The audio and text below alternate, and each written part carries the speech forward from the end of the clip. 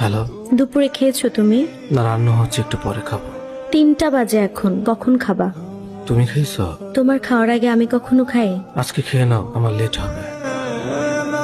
আমি তোমাকে কি করে বলি, গত রাত থেকে এখনো পেটে কোনো খাবার যায়নি, বাসায় রান্না হয়নি। রুমমেটেরা দুপুরে কেউ বাসায় খায় না, সবাই অফিসে চলে যায়। পকেটে টাকাও নাই যে কিছু খাবো। খাওয়া হয়েছে তোমার? হ্যাঁ হয়েছে, তুমি খাও না এখনো?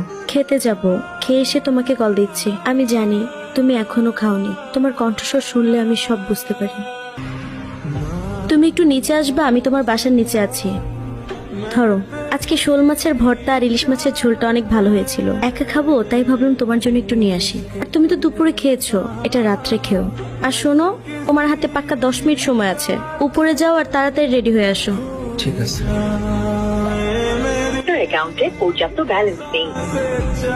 হ্যালো অনু, কোথায় চলে গেলে তুমি? বাসায় একটু জরুরি কাজ ছিল, তাই চলে এসেছি। কি হয়েছে অনু, কান্না করতেছো কেন? সন্ধ্যায় আমার এনগেজমেন্ট। তোমার কথা বাবাকে অনেকবার বলেছি, বাবা তার মেয়েকে বেকার ছেলের সাথে বিয়ে দিবে না। তোমাকে ছাড়া বেঁচে থাকা কঠিন হয়ে যাবে। কেমন আছো অনু? তোমার কি মনে হয় আমি ভালো আছি? ভালো থাকারই তো কথা। যার স্বামী শহরের নামকরা শিল্পপতির ছেলে, তার ভালো না থাকা মানায়? বিয়ে ডেট কবে ঠিক করছে তোমার? এই মাসের 20 তারিখ। তুমি কিন্তু আসবে বিয়েতে। আচ্ছা আসবো। আজ আসি। আচ্ছা, তোমার কি একটু কষ্ট হচ্ছে না? আমার মতো একটা ছেলের সাথে তুমি কখনোই সুখে থাকতে পারতে না। কি হবে সুন্দর জীবন দিয়ে, যে জীবনে তুমি নেই? সুখে থাকো, আসি।